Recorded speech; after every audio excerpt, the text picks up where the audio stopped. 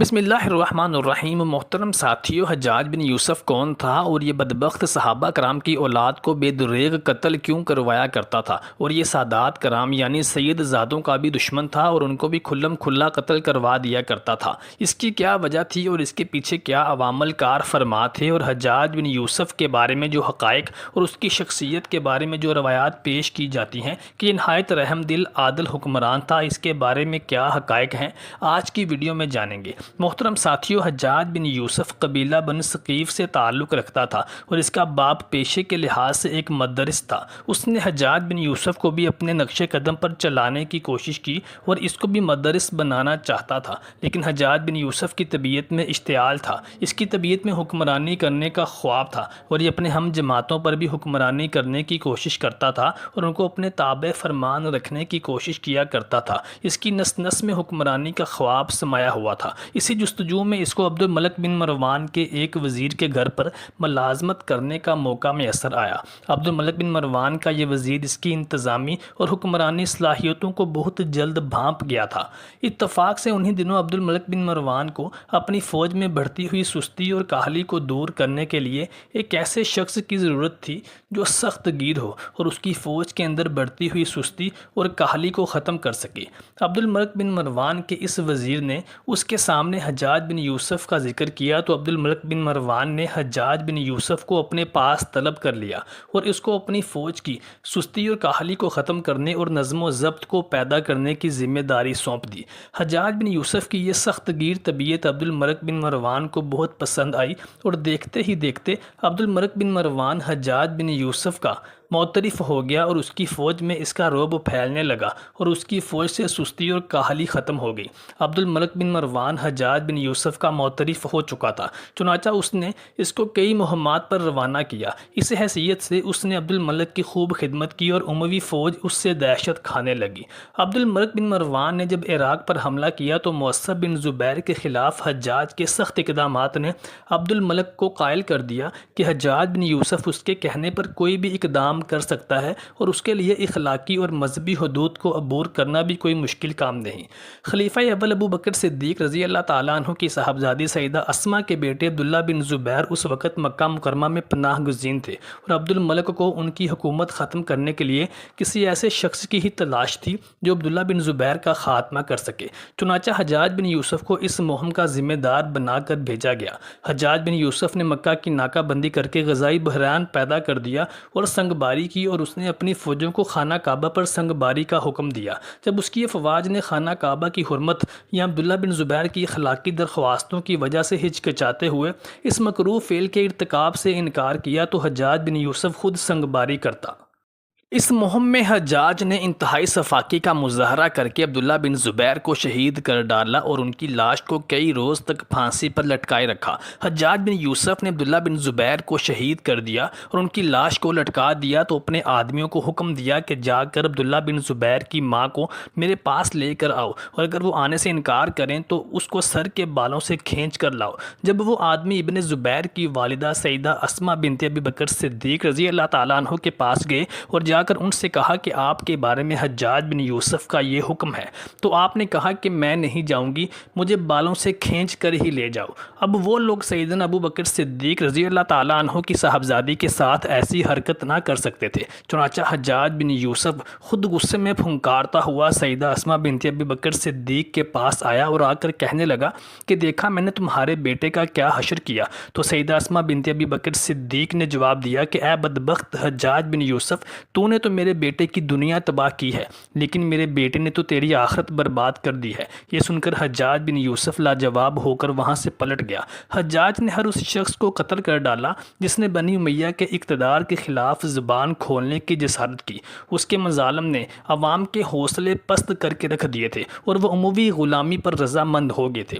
مکہ مکرمہ کے بعد حجاج مدینہ منورہ پہنچا اور وہاں صحابہ زادوں اور تابعین کی ایک کثیر تعداد موجود تھی۔ اس نے اہل مدینہ کو جمع کر کے ایک زوردار تقریر کی اور انہیں عبد الملک بن مروان کی بیعت کرنے پر آمادہ کرنا چاہا۔ تاہم اہل مدینہ خاموش بیٹھے رہے اور کسی نے مخالفت بھی نہ کی، لیکن بیعت کے لیے بھی کوئی آگے نہ ہوا۔ حجاج بن یوسف نے انہیں 3 دن کی مہلت دے کر رخصت کر دیا، لیکن ساتھ ہی قتل و غارت شروع کر دی۔ لوگ اس کے ظلم ستم کے واقعات پہلے ہی سن چکے تھے اور واقعہ حرہ یہ بھی لوگوں کو بھولا نہیں تھا، اس لیے انہوں نے عبد الملک بن مروان کی بیعت کر لی۔ حجاج بن یوسف نے معززین کی ایک فہرست تیار کر ڈالی اور ان سب کو یک کے بعد دیگرے طلب کر کے مروان کی بیعت لی۔ جس نے اموی حکومت پر تنقید کی، اس کی گردن اڑا دی گئی۔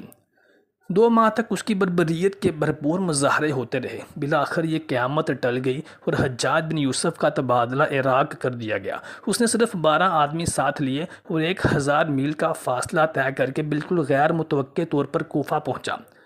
کوفہ میں داخلے کے وقت اس نے نقاب پہن رکھی تھی تاکہ لوگ اس کو پہچان نہ سکیں۔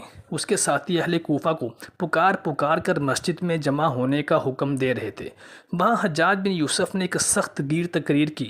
کہنے لگا، لوگوں سنو اور ہوش و حواس درست کر کے سنو۔ تمہاری شورش پسندی اور شرارتوں سے تنگ آ کر امیر المومنین ابن مروان نے اس بات پر اپنے ترکش کا سب سے سخت تیر تم پر چلایا ہے۔ تم منافق، مفسد اور باغی ہو، تم نت نئی شرارتیں کرتے ہو اور ہر آنے جانے والے حاکم سے بغاوت کرنے کے عادی ہو۔ سیدھے ہو جاؤ اور اطاعت کے لیے سر جھکا دو، ورنہ تمہیں ایسا ذلیل و خوار کروں گا کہ تمہاری آئندہ نسلیں تم پر لعنت بھیجا کریں گی۔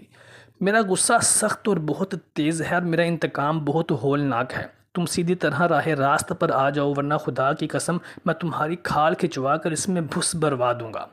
اس تقریر سے لوگ بری طرح سے ڈر گئے۔ حجاج بن یوسف کے ظالمانہ رویے کے خلاف سب سے بڑی بغاوت اموی سالار عبد الرحمن ابن اشعث نے کی، مگر اس کو بھی اس نے دھوکے سے مروا دیا۔ امام سیوطی رحمۃ اللہ کی تصنیف اذکار الملائکہ میں آیا ہے کہ حجاج ابن یوسف نے اپنے بھتیجے محمد بن قاسم کو لکھا کہ حضرت عطیہ بن عوف کو طلب کر سے ان سے حضرت علی رضی اللہ تعالیٰ عنہ پر سب و شتم کرنے کا مطالبہ کرو، اور اگر وہ ایسا کرنے سے انکار کر دیں تو ان کو 400 کوڑے لگا کر ان کی داڑھی مونڈ دی جائے۔ حضرت عطیہ بن عوف ایک جید تابعی تھے اور محب اہل بیت تھے۔ محمد بن قاسم نے ان کو بلایا اور مطالبہ کیا کہ حضرت علی رضی اللہ تعالیٰ عنہ پر سب و شتم اور لعنت کرو۔ انہوں نے ایسا کرنے سے انکار کر دیا تو محمد بن قاسم نے ان کی داڑھی منڈوا کر 400 کوڑے لگوائے۔ حجاج نے اپنے دور حکومت کے مخالفین پر بے جا ظالم ڈھائے۔ اس کی پسندیدہ سزا مخالفین کو بے لباس کر کے بغیر چھت کے قید خانوں میں رکھنا تھی۔ اس معاملے میں وہ مرد اور عورت کی بھی تمیز نہیں رکھا کرتا تھا۔ مزید اذیت کے لیے وہ ایک ہی خاندان کے مرد اور خواتین کو ایک ہی جگہ پر بے لباس قید کر دیا کرتا تھا۔ ایک وقت میں اس کے بنا لباس قیدیوں کی تعداد 50,000 تک پہنچ گئی تھی، جن میں نصف سے زیادہ خواتین تھیں۔ ان قیدیوں میں اکثریت حجاج اور بنی امیہ کے سیاسی مخالفین کی تھی۔ محترم ساتھیوں، ظلم کی رسی اللہ تبارک و تعالیٰ خود ہی ڈھیلی کرتا ہے اور پھر جب اس کو کھینچتا ہے تو پھر ظلم کا نام و نشان مٹ جاتا ہے۔ حجاج بن یوسف ظالم صفت انسان کا انجام بھی کچھ ایسا ہی ہوا۔ حضرت سعید بن جبیر جو کہ ایک تابعی بزرگ تھے اور بعض روایات کے مطابق یہ صحابی بھی تھے، یہ بہت درویش صفت انسان تھے۔ ایک دن ممبر پر بیٹھے تھے کہ ان سے یہ الفاظ ادا ہوئے کہ حجاج بن یوسف ایک ظالم شخص ہے۔ ادھر جب حجاج بن یوسف کو اس بات کا پتہ چلا تو کہنے لگا کہ آپ میرے بارے میں ایسا گمان کرتے ہیں، تو آپ کو دربار میں بلایا اور پوچھا کہ کیا تم نے میرے بارے میں ایسی باتیں بولی ہیں؟ تو آپ نے فرمایا، ہاں بالکل، تو ایک ظالم شخص ہے اور یہ سچ ہے۔ یہ سن کر حجاج بن یوسف کا رنگ غصے سے سرخ ہو گیا اور آپ کے قتل کے احکامات جاری کر دیے۔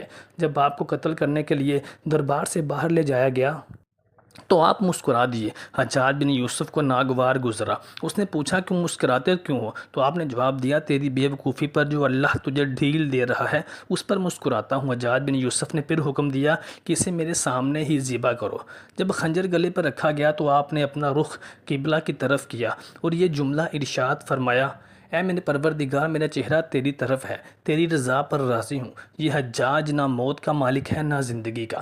جب حجاج نے یہ سنا تو بولا، اس کا رخ قبلہ کی طرف سے پھیر دیا جائے۔ جب قبلہ سے رخ پھیر دیا گیا تو آپ نے فرمایا، یا اللہ، رخ جدھر بھی ہو تو ہر جگہ موجود ہے، مشرق، مغرب ہر طرف تیری حکمرانی ہے، میری دعا ہے کہ میرا قتل اس کا آخری قتل ہو، میرے بعد اسے کسی اور پر مسلط نہ فرمانا۔ جب آپ کی زبان سے یہ جملہ ادا ہوا تو اس کے ساتھ ہی آپ کو قتل کر دیا گیا اور اتنا خون نکلا کہ دربار تر ہو گیا۔ ایک سمجھدار بندہ بولا کہ اتنا خون تب نکلتا ہے جب کوئی خوشی خوشی مسکراتا ہوا اللہ تعالیٰ کی رضا پر راضی ہو کر جان دیتا ہے۔ اور پھر تاریخ نے دیکھا کہ واقعی ان کی شہادت کے بعد حجاج بن یوسف کسی اور کے قتل پر قادر نہ ہو سکا، اور سعید بن جبیر کی شہادت کے صرف 40 دن کے اندر اندر یہ بھی ایک خطرناک بیماری کا شکار ہو کر عبرتناک موت دنیا سے کوچ کر گیا۔ محترم ساتھیو، حجاج بن یوسف کے نام سے سب واقف ہیں۔ حجاج کو عبد الملک نے مکہ، مدینہ، طائف اور یمن کا نائب مقرر کیا تھا اور اپنے بھائی بشر کی موت کے بعد اسے عراق بھی بھیج دیا، جہاں سے وہ کوفہ میں داخل ہوا۔ ان علاقوں میں 20 سال تک حجاج بن یوسف کا عمل دخل رہا۔ اس نے کوفے میں بیٹھ کر زبردست فتوحات حاصل کی۔ اس کے دور میں مسلمان مجاہدین چین تک پہنچ گئے تھے۔ حجاج ابن یوسف نے ہی قرآن پاک پر اعراب بھی لگوائے تھے۔ اللہ تعالیٰ نے اسے بڑی فصاحت، بلاغت اور شجاعت اور بہادری سے نوازا تھا۔ حجاج قرآن مجید کا حافظ تھا، شراب نوشی اور بدکاری سے بچتا رہتا تھا۔ وہ جہاد کا دھنی اور فتوحات کا حریص تھا، مگر اس کی تمام اچھائیوں پر اس کی ایک برائی نے پردہ ڈال دیا تھا، اور وہ برائی کیا تھی؟ حجاج بن یوسف بہت ظالم تھا۔ اس نے اپنی زندگی میں ایک خونخوار درندے کا روپ دھار رکھا تھا۔ ایک طرف موسیٰ بن نصیر اور محمد بن قاسم کفار کی گردنیں اڑا رہے تھے، اور دوسری طرف وہ خود اللہ تبارک و تعالیٰ کے بندوں اور اولیاء اور علماء کرام کے خون سے ہولی کھیل رہا تھا۔ حجاج بن یوسف نے 1,20,000 انسانوں کو بے قصور شہید کروا دیا، اور اس کے جیل خانوں میں ایک ایک دن میں 80,000 ہزار قیدی ایک وقت میں ہوتے تھے، جن میں سے 30,000 عورتیں تھیں۔ اس نے جو آخری ناحق قتل کیا تھا وہ عظیم تابعی اور زاہد و پارسا انسان بزرگ تابعی حضرت سعید بن جبیر رضی اللہ تعالیٰ عنہ کا تھا۔ ان کی شہادت کے بعد حجاج بن یوسف پر وحشت سوار ہو گئی تھی، وہ نفسیاتی مریض بن گیا تھا۔ حجاج بن یوسف جب بھی سوتا، حضرت سعید بن جبیر اس کے خواب میں آ کر اس کا دامن پکڑ کر کہتے کہ اے دشمن خدا، تو نے مجھے کیوں مروا دیا؟ میں نے تیرا کیا بگاڑا تھا؟ اس کے ساتھ ہی حجاج بن یوسف کو ایک ایسی بیماری لگ گئی کہ جس میں سخت سردی کلیجے سے اٹھ کر سارے جسم پر چھا جاتی تھی۔ وہ کانپتا ہانپتا رہتا، آگ سے بھری انگیٹھیاں اس کے پاس لائی جاتیں اور وہ اس قدر قریب رکھ دی جاتی تھیں کہ حجاج بن یوسف کی کھال جل جایا کرتی تھی، مگر اسے احساس ہی نہ ہوتا تھا۔ حکیموں کو دکھانے پر انہوں نے بتایا کہ پیٹ میں سرطان ہے۔ ایک دفعہ ایک طبیب نے گوشت کا ٹکڑا لیا اور اسے دھاگے کے ساتھ باندھ کر حجاج بن یوسف کے حلق میں اتار دیا۔ تھوڑی دیر کے بعد دھاگے کو کھینچا تو اس گوشت کے ٹکڑے کے ساتھ بہت عجیب الخلقت قسم کے عجیب نسل کے کیڑے مکوڑے چمٹے ہوئے تھے، اور اتنی بدبو تھی جو پورے 1 مربع میل کے فاصلے تک پھیل گئی تھی۔ درباری اٹھ کر بھاگنے لگے، حکیم بھی بھاگنے لگا تو حجاج بولا تو کدھر جاتا ہے، علاج تو کر۔ حکیم بولنے لگا کہ تیری بیماری زمینی نہیں آسمانی ہے، اللہ سے پناہ مانگ۔ حجاج جب مادی تدبیروں سے مایوس ہو گیا تو اس نے حضرت حسن بصری رحمۃ اللہ علیہ کو بلوایا اور ان سے دعا کی درخواست کی۔ وہ حجاج کی حالت دیکھ کر رو پڑے اور فرمانے لگے کہ میں نے تجھے منع نہ کیا تھا کہ اللہ کے نیک بندوں کے ساتھ چھیڑ چھاڑ مت کیا کر، ان پر ظلم نہ کرنا، مگر تو باز نہ آیا۔